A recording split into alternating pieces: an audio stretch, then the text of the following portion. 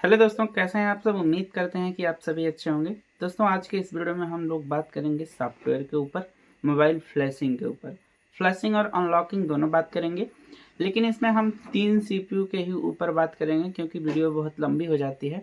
मैं आपको बता देता हूँ। पहला एसपीडी, दूसरा क्वेलकम और तीसरा एक्जाइनो। हम मीडियाटेक के बारे में हम बाद में बात करेंगे। इसमें हम फ्लैशिंग, अनलॉकिंग और 3 चीज़ के बारे में डिस्कस करेंगे कि अगर आप नए हैं सॉफ्टवेयर के फील्ड में या फिर आप सॉफ्टवेयर का काम सीखना चाहते हैं तो आपको अच्छे से समझ में आए और क्या क्या बेसिक टू एडवांस होता है वो भी आपको समझ में आए। चलिए पीसी पे चलते हैं और पीसी पे चल के मैं आपको अच्छे से बताता हूँ। यहाँ पे दोस्तों आपको ध्यान रखना होगा कि हमारी बातों को अच्छे से आपको सुनना होगा, क्योंकि जब तक आप हमारे बात को अच्छे से सुनेंगे नहीं, उसको पकड़ेंगे नहीं और फॉलो नहीं करेंगे, तब तक आप नहीं सीख पाइएगा। चलिए पीसी पे चलते हैं और इस वीडियो को शुरू करते हैं। हेलो दोस्तों, मेरा नाम कमलेश है और स्वागत है आप सभी का हमारे यूट्यूब चैनल पे। चलिए वीडियो को प्रोसेस करते हैं। दोस्तों, हम आ गए हैं पीसी पे और यहाँ पे हम लोग बात करेंगे कि आप फोन के ऊपर सॉफ्टवेयर कैसे चढ़ा सकते हैं। देखिए दोस्तों, चाहे फोन ब्रांड रेडमी का हो, वीवो का हो, ओप्पो का हो, सैमसंग का हो, उससे कोई इफेक्ट नहीं पड़ता है, बल्कि जो सॉफ्टवेयर का कार्य होता है वो सीपीयू के ऊपर निर्भर होता है। यानी कि सीपीयू, अभी जो मार्केट में फेमस सीपीयू चल रहे हैं वे 3 प्रकार के सीपीयू, 4 प्रकार के सीपीयू फेमस चल रहे हैं।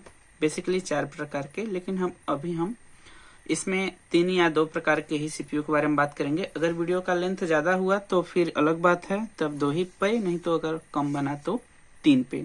बशर्ते आपको सुनना अच्छे से है तभी आपको समझ में आएगा। पहला पे हम देखते हैं तो क्वेलकम का सीपीयू है। क्वेलकम, हम क्वेलकम यहाँ पे टाइप कर देते हैं जिससे कि आपको समझने में आसानी हो। और जो पहला हमारा सीपीयू था वो क्वेलकम का दोस्तों। और जो हमारा दूसरा होगा वो हमारा एसपीडी का होगा, एसपीडी यानी स्पेक्ट्रम। और तीसरा हम बात करेंगे सैमसंग के एक्जाइनो के बारे में, सैमसंग एक्जाइनो सीपीयू। दोस्तों, जो सैमसंग का एक्जाइनो सीपीयू है वो अधिकतर सैमसंग ही यूज करता है। जैसे वीवो का फोन है तो वीवो के फोन में एक्जाइनो का सीपीयू नहीं लगता है, मोस्टली ऐसे केस में देखा गया है। लेकिन अगर सैमसंग का फोन है तो उसमें एसपीडी का भी सीपीयू लग सकता है, क्वेलकम का भी सीपीयू लग सकता है और मीडियाटेक का भी सीपीयू लग सकता है।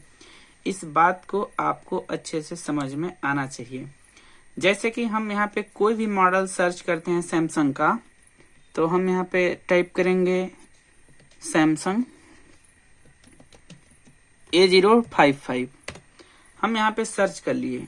अब ये है हमारा सैमसंग का A055 और यहाँ पे हम चेक करेंगे कि इसमें कौन सा सीपीयू लगा हुआ है। सीपीयू चेक करने का तरीका, आप गूगल पे सर्च करेंगे डायरेक्ट मॉडल लगा के सीपीयू टाइप, तो वो भी बता देगा। नहीं तो डायरेक्ट फोन को सर्च कीजिए और यहाँ पे प्लेटफॉर्म में चेक करेंगे तो यहाँ पे देखिए फोन तो सैमसंग का है, लेकिन यहाँ पे जो सीपीयू लगा है, चिपसेट जो मेन होता है वो मीडियाटेक का लगा हुआ है। तो जब भी हमारा सॉफ्टवेयर लेवल जो वर्क होता है वो मॉडल बेस्ड नहीं बल्कि सीपीयू बेस्ड पे होता है। जैसे कि ये सैमसंग का फोन है तो ये हमारा मीडियाटेक चिपसेट इसमें लगा है। इसे फ्लैशिंग करने के लिए आपको ध्यान देना होगा। सैमसंग के फोन में अगर आपको फ्लैश करना है, चाहे वो फोन क्वेलकम का हो, मीडियाटेक का हो, एसपीडी का हो या एक्जाइनो का हो, तो सैमसंग का फोन फ्लैश करने के लिए आपको ओडिन टूल का यूज करना होता है। आप ओडिन टूल से उसे फ्लैश कर सकते हैं। अगर आपके पास रॉ प्रोग्राम फाइल है तो आप वहां से फ्लैशिंग कर सकते हैं। क्वेलकम सीपीयू लगा हुआ है उसमें, तो अगर हमारा क्वेलकम का नहीं है, मीडियाटेक एसपीडी एक्जाइनो है, तो सैमसंग का जो फ्लैश टूल आता है उस फ्लैश टूल को हम ओडिन फ्लैश टूल के नाम से बोलते हैं। जैसे आप ओडिन फ्लैश टूल सर्च करेंगे तो यहाँ पे आ जाएगा और यहाँ पे हमें क्लिक करके देख लेना है। ये देखिए, ये ओडिन टूल का हमारा इंटरफेस है। इसी तरीके का ओडिन टूल होता है और यहाँ से सैमसंग की फ्लैश फाइलें सेलेक्ट होती हैं।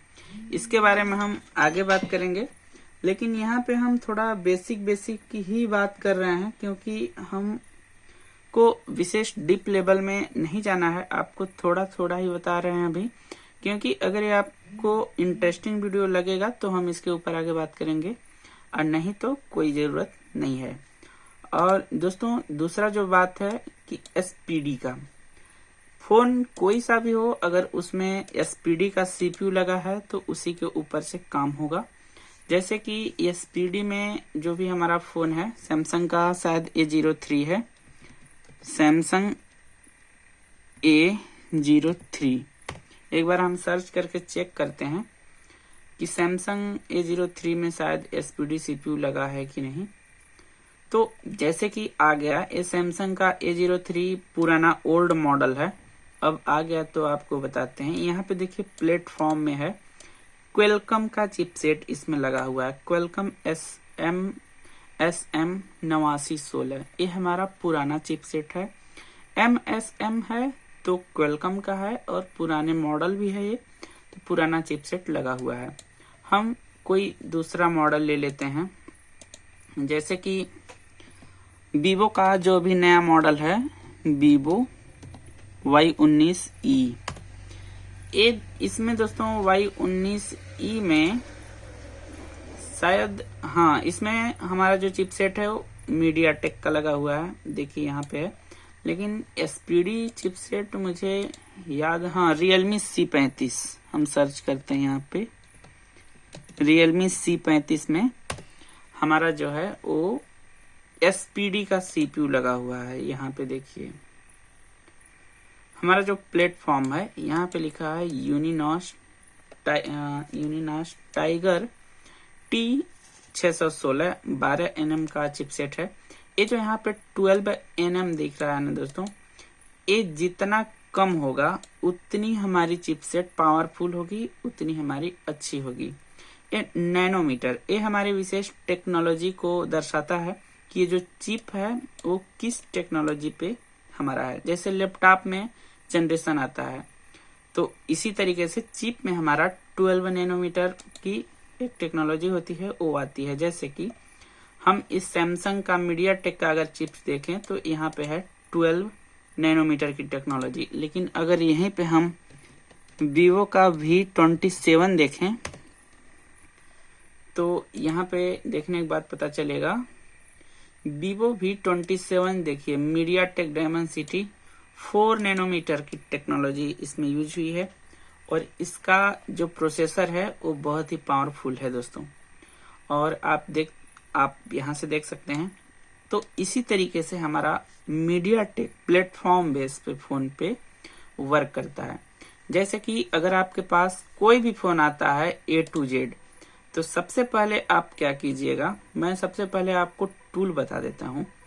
जैसे कि मैंने यहाँ पे बताया, सैमसंग को फ्लैश करने के लिए ओडिन टूल यूज होता है, और SPD CPU को फ्लैश करने के लिए हमारा, जैसे यहाँ पे सर्च करेंगे SPD फ्लैश टूल, तो हमारा जो SPD फ्लैश टूल होता है ना, अपग्रेड टूल से फ्लैश होता है, और इसका इंटरफेस इस तरीके का, तो यहाँ पे न्यू डाउनलोडिंग पे है, हम इस पे क्लिक करेंगे तो हमें दिखाएगा इस तरीके का। ये दोस्तों फाइल हमारा होता है, इंटरफेस होता है टूल का।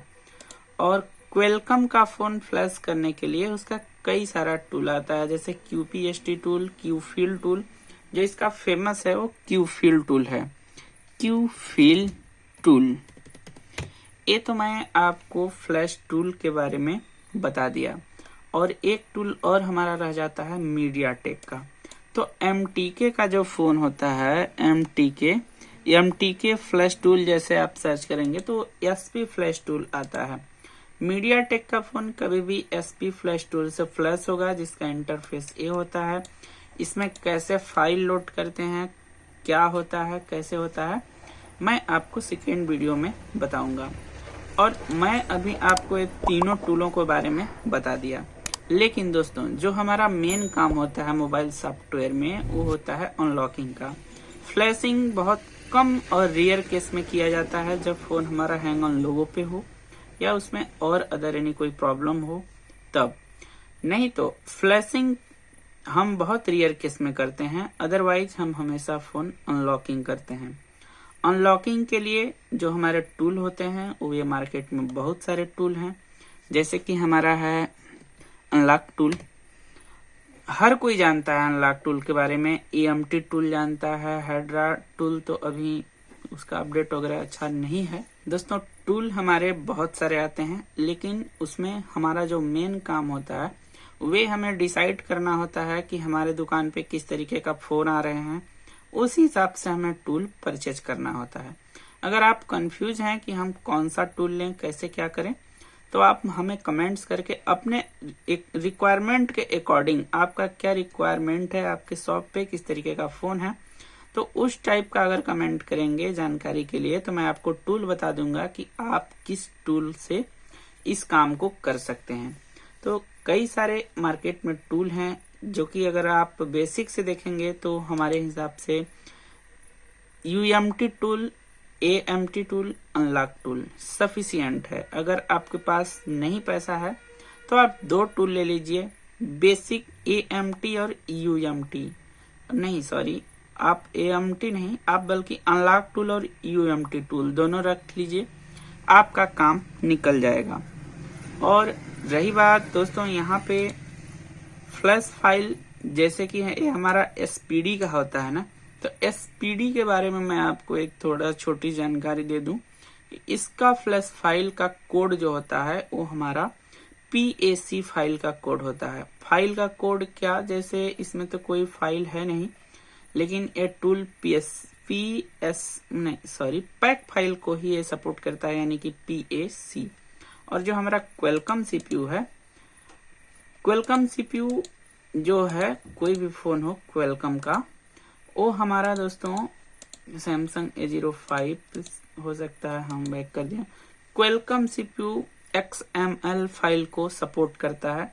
उसमें राव पैराग्राम 0 और पैच 0 होता है। वो मैं आपको जब फ्लैशिंग करना किसी मॉडल का सिखाऊंगा तो मैं वहां पे बता दूंगा।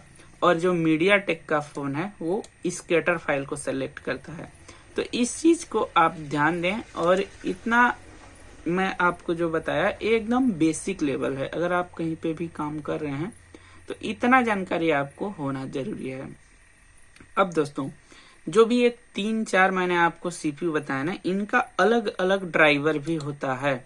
अगर आपके PC में ड्राइवर नहीं है तो कंप्यूटर को पता ही नहीं चलेगा कि आपने जो फोन कनेक्ट किया है वो मीडिया टेक में कनेक्ट हुआ है, SPD में हुआ है, क्वेलकम में हुआ है, एक्जानो में हुआ है। तो PC को प्रॉपर बताने के लिए हमारे PC में सभी के ड्राइवर इंस्टॉल होने बहुत ही जरूरी है।